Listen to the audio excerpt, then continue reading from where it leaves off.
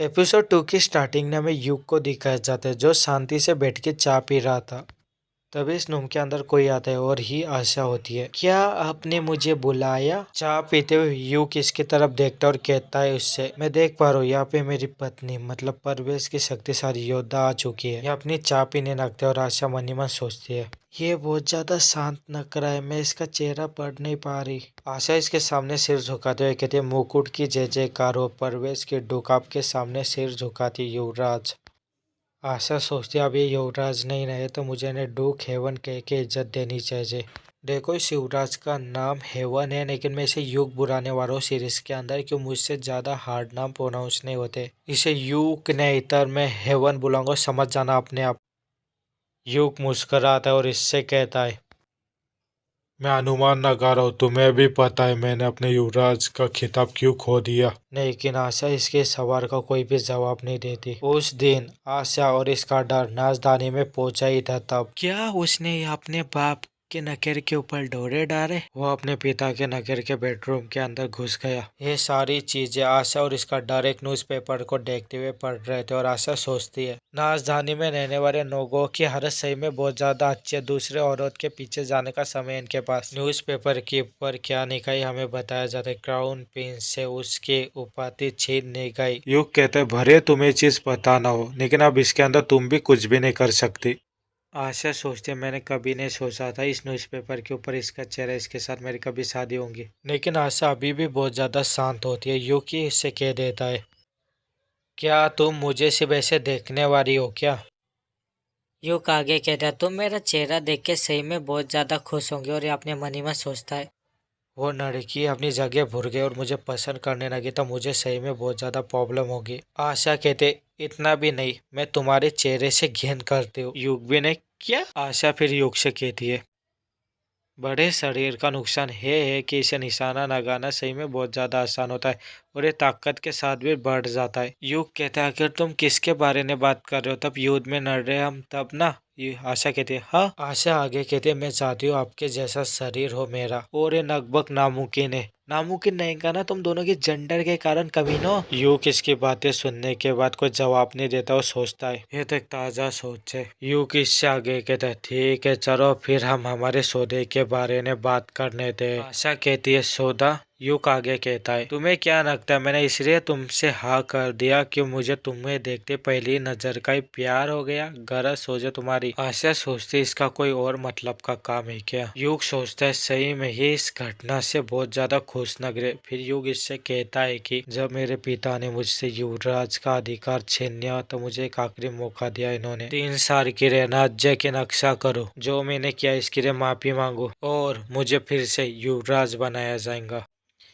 इसलिए मैंने सोचा मैं परवेश को 3 साल की सेवा दूंगा अपनी जो युद्ध से तबाह हो चुका है। आशा हैरानी से गिरे, 3 साल? फिर उसके बाद क्या? युग अपने चाय का कप उठाता है और चाय पीते हुए उससे कहता है कि और क्या, फिर हम तलाक ले लेंगे। आशा हैरानी से सोचती है, तलाक? युग आगे से कहता है, परवेश में तुम किसी भी मेरे काम के अंदर उंगली नहीं कर सकती। एक और बात, मैं तुम्हें पत्नी के जैसा ट्रीट नहीं करने वाला और मेरे साथ दुष्कर्म तुम्हें बहुत महंगी पड़ेंगे, तो दुष्कर्म करने के बारे में सोचना भी मत। और जब तक तुम मेरी बात सुनोगे परवेश को लोगों को अच्छा भोजन, खाना, पानी और औषधि मिलेंगे। आशा सोचती है, जब इसने मेरी बात मानी थी तभी मुझे समझने आ गया था उसके कुछ अलग विचार है, लेकिन मैं परवेश को इस आदमी के इशारे पे नहीं छोड़ सकता। लेकिन ये बड़ी सीरियस से इससे पूछती है, आखिर तुम परवेश के अंदर क्या करना चाहते हो? लेकिन अगर वो ऐसी चीज है जो परवेश को नुकसान पहुंचाएंगे तो इसके साथ मैं अग्री नहीं होने वाली। अगर तुम मेरी बात नहीं सुनोगे तो तुम्हारे लोगों के साथ ही भूख से मर जाएंगे। लेकिन आशा युग की बातों का कोई जवाब नहीं देती। फिर युग की आगे से कह देता है, देखो मैं परवेश को खतरे में डालने जैसा कोई भी काम नहीं करना चाहता। ये सही में अच्छा होगा अगर तुम मेरी बात सुनोगे तो। आशा सिर हिलाते हुए इससे हाँ कर देती है और इससे आगे कहती है, आशा कहती है हमें इस चीज के कागज बनाना चाहिए। युग कहता है, कागज? आशा आगे कहती है, आपने कहा था परवेश के लोगों को राशन पानी की जरूरत होगी तो आप ये देंगे, तो ये चीज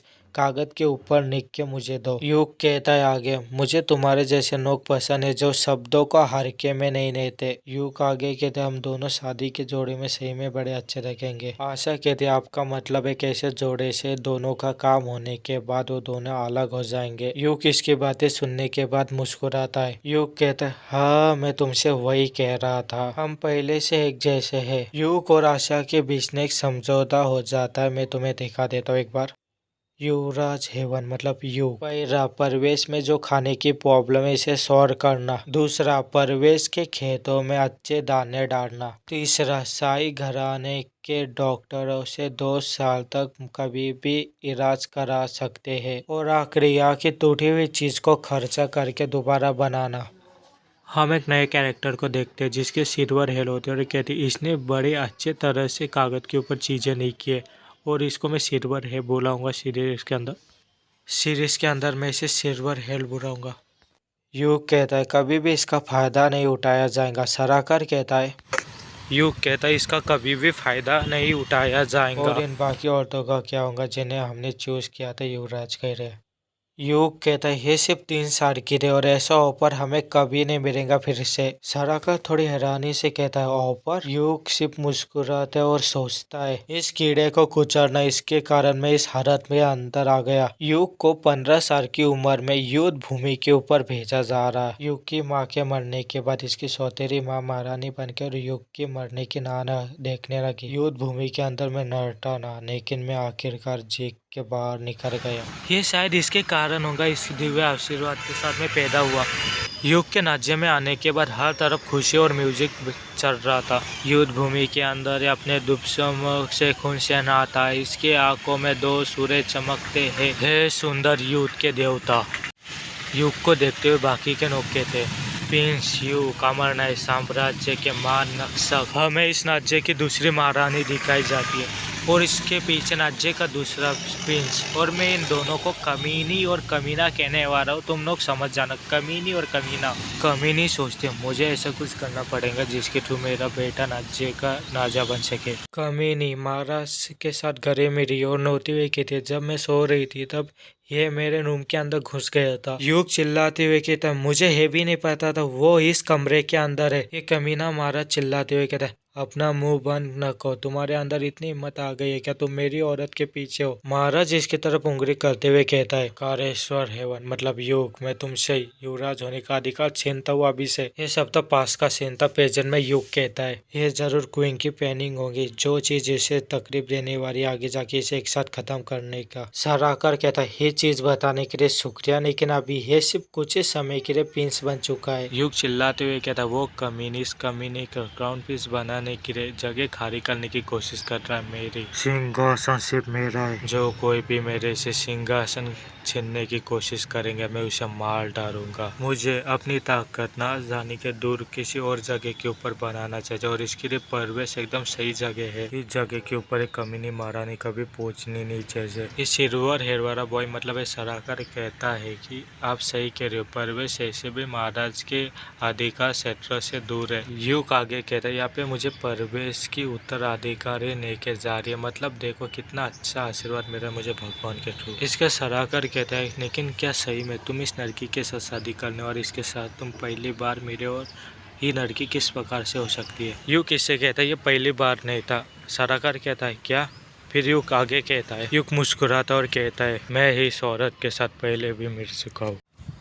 इसी के साथ एपिसोड 2 ख़त्म होता है और मेरे एक्सप्लेनेशन के अंदर मुझे पता है बहुत सी गलतियाँ की है मैंने, तो मुझे इन गलती के लिए माफ़ कर देना। और तुम लोग बताओ हमारे MC को हेवन बुलाओ के युग, ये आप लोगों की सजेशन है, कमेंट करके बता देना। और साइड कैरेक्टर के नाम अजीब ही रखूँ कि इनके ओरिजिनल नाम ही यूज़ करूँ मैं सीरीज़ के अंदर। और एक और बात, चैनल पर नए हो तो चैनल को लाइक करो, शेयर करो, सब्सक्राइब करो। साइड में मेरा QR कोड होगा, मुझे 1-2 रुपये दे सकते हो डोनेशन करके। होमीज तब तक बाय।